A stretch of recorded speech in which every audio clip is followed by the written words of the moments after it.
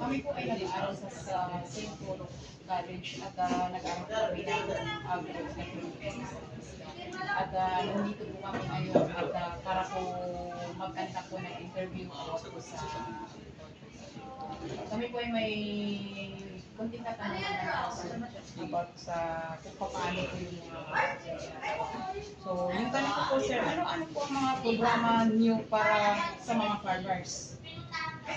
Sa agriculture office, ang number one na programa dyan, yung pagbibigay ng mga material inputs sa mga farmers, farm inputs para tulungan sila na bumaba yung kanilang gastos sa bukid. Bumaba yung gastos sa may malaki yung profit nila.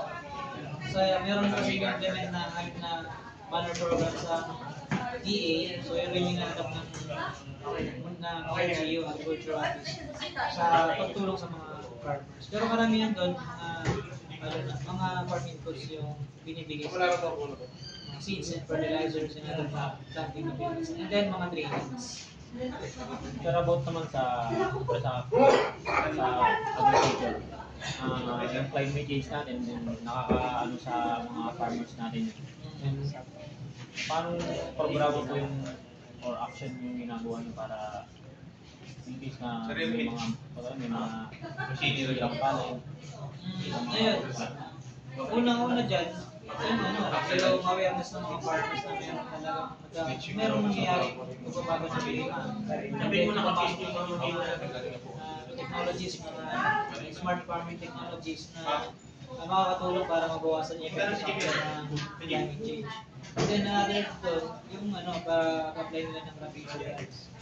Crop and livestock insurance na libre naman na binibigay na Department of Agriculture. So, dito sa LGU, though wala naman tayo programa din para dun sa mga budget para dun sa insurance, kinukonek natin sila sa Philippine Crop Insurance Corporation para masiguro nila yung kanilang mga sa kanin. Sama lang tayo. So, yun, awareness tsaka trainings yun. Kung meron silang About naman po doon sa yung sa mga problema. Binibigyan niyo rin po ba ng o i-encourage rin yung mga farmers na magkaroon ng Oo, yun yung namin. I-encourage natin sila mag-apply kada season. Sir, ilan po ba ang mga farmers na mayroon po tayo dito sa Manila? Sa rice pala, kasi mostly naman rice farmers dito. Sa rice pala nasa around 5,000 farmers na. Iba pa yung mga farmers na super mahahati na yan eh. Pagka may cropping season, yun yung talagang palay. More or less 5,000 farmers. And ongoing pa rin naman yung pagkaroon ng mga trolleys ng mga new at saka mga farmers na mga hindi pa naka-rehistro. At sir, magkano naman po ang budget po na inilalaan po ng gobyerno ng paniki para sa mga farmers po? Sa average, yung tao ng budget na nilalaan natin, nasa around 3 to 4 million. Which is, mababa lang siya. Pero dahil nga under trial DA, kaya confident naman tayo na ma-survive yung mga farmers kaya gano'n na yung budget. Kasi may mga nagagaling ng programa from DA. This wet season nga, merong total nasa around 30 million yung ma-redistribute natin ng intervention sa mga farmers. Yung mga goods pa lang yan, yung mga seeds and fertilizers, yung mga ibang mga farming goods. Aside pa dun yung mga machineries na maihingi natin sa Department of Agriculture. Though, ang function ng DA ay yung functions ng DA na devolve na sa LGU, yung national government naman ay sila pa rin yung malaking parte doon sa pagtulong sa mga farmers natin. Sila yung may mas malalaki budget. At sir, paano po maging qualified para po makatanggap ng benefits sa GoPay? Kailangan naka-register sila sa RSBSD, sa Registry System for Basic Sector. Kasi yan ay national na registered system sa lahat.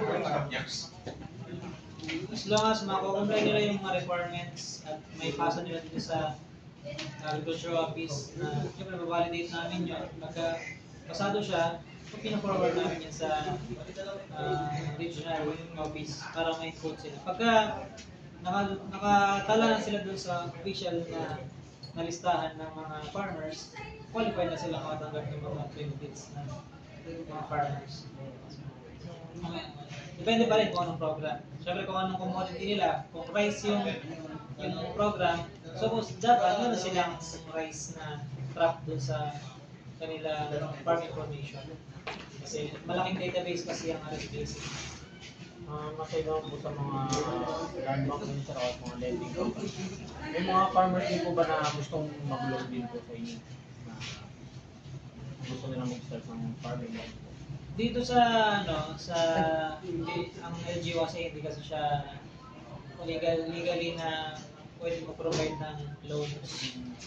Meron lang talagang mga financial institutions na government din dahil ang land bank ay government bank yan. So sila yung nagpo-provide ng mga loans. Pero pag yung mga farmers lumalapit sa amin dito, recommenda namin na pupunta sila sa land bank at sa mga rural banks. Yung mga rural banks kasi pwede silang umutang sa gobyerno ng pera na ipapautang din nila sa mga farmers. At least yung pera pa rin ng gobyerno yung pinapakutang nila. With low interest yun. So yung mga nag-a-apply dito sa amin, tatanong ng mga, siyempre, hindi lang naman yung para sa mga nag-uumpisa para din sa mga dati ng mga farmers na kinakapos sa puhunan. Nagkakulang yung kanilang puhunan, nire-recommenda namin na mag-loan sila sa bangko. Kasi lalo sa land bank, yung mga programa nila doon as low as 2% per annum. Pabawa malayo. Maglabas na lang siguro po kayo nun. Hindi ko So kung hindi sila makapag-apply sa land bank, meron din naman yung mga rural banks na nasa paligid lang yan. Sa may kada at saka yung na nakakonect. Isa lang, yung mga nagre-release na babang So dito kasi hindi kami nagkakauna. Sila, kami yung tutulong sa kanila na gumawa ng mga documents na necessary sa pag-apply nila ng kanilang mga loans. So yun po yung mga binibigay niyo po mga beneficial po sa mga partners. Hindi lang yun, marami pa. Trainings, tapos Libre po yun sila binibigay po mga. libre siya. Ano sa libre yung mga program. Saan po yung dinadanak sir yung pag nabibigay po kayo ng libre training po? Saan po? Sa mga barangay. Nag-identify kami ng mga barangays na pwedeng i-pagdausan ng mga trainings and seminars. Siyempre, pagka interesado yung, kailangan kasi collective yun yung isang grupo siya. Hindi naman kami magkakatakadrigin kasi lima lang, 25 to 30 farmers. Kung na-organize nila yun, tulungan namin sila na magkaroon ng mga training sessions. So yun lang po ang aming katanungan. Sir, ako nga pa po lang si Chinese Basas Aranja at siya din po si Mark Eason Moreno. Salamat po sir. Sige, good luck. Thank you. Good luck.